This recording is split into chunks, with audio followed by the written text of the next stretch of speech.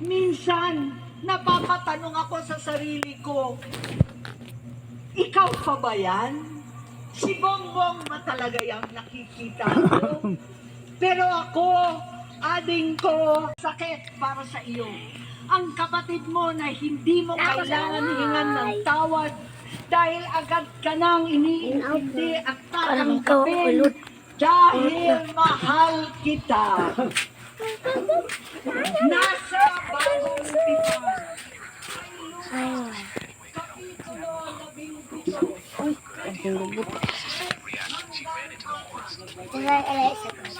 Puyo.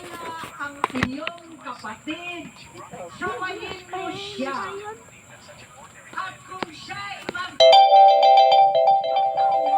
mo siya.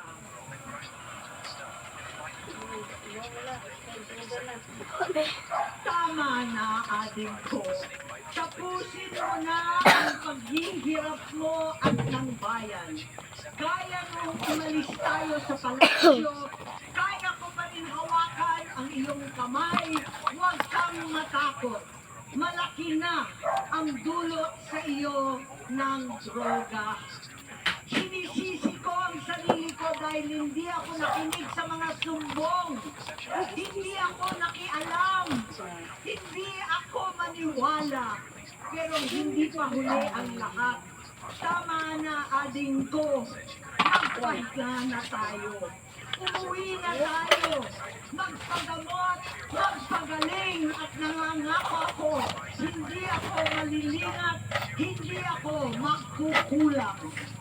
Lahat ng kasama mo ngayon, hindi natin kasama sa pinakamagiging na bahagi ng buhay natin. Kasama mo sila ngayon dahil nasa taas ka pa. Ako at ang ating mga tunay na kapatid dito sa Luneta ang kasama mo. Wala lang, yapit lang ang time. Kulit ang lahat.